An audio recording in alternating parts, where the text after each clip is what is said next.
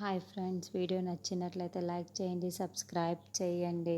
సూరిమామ ఇంటికి వచ్చి సుధాకర్కి వార్నింగ్ ఇస్తూ వెళ్ళటంతో సూరిమామ బ్రతికే ఉన్నాడు అని త్రిపాఠి చెప్పిన మాటలను బట్టి కౌశికికి పూర్తిగా అర్థమైపోతూ ఉంటుంది. వెంటనే జేడీకి కాల్ చేస్తూ ఉంటుంది. చూడు జేడీ, సూరి మామ బ్రతికే ఉన్నాడు, మా ఇంటికి వచ్చి ఇందాకే వచ్చి కూడా వెళ్ళాడు. నువ్వు యువరాజ్ని అన్యాయంగా అరెస్టు చేశావు. సూరి ప్రాణాలు తీశాడనే కదా నువ్వు యువరాజ్కి అరెస్టు చేసింది. చిత్రహింసలు పెట్టి ఇలా జైలుకి తీసుకువెళ్ళావు అని కౌశికి జేడీని నిలదీస్తూ ఉంటుంది.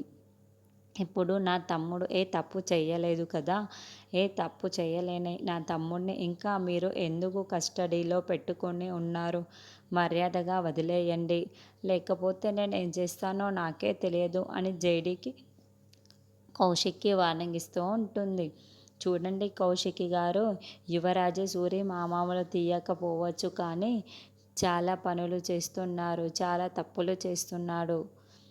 మీ తమ్ముడు యువరాజ్ది మరో నిజస్వరూపం మీకు త్వరలోనే మీ కళ్ళ ముందే కనబడేలా నేను చేస్తాను అని జేడీ కౌశికి చెప్తుంది. నువ్వు అన్ని చెప్తున్నది అబద్ధము, నా తమ్ముడు చాలా మంచివాడు అని కౌశికి అంటుంది.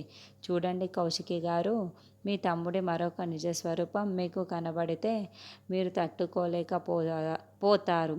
నేను బయట పెడతాను కాబట్టి అవన్నీ తట్టుకొని నిలబడేలా ధైర్యం తెచ్చుకోండి అని జేడీ అంటుంది. అవన్నీ నాకు అనవసరం, మా తమ్ముడు చాలా మంచివాడు.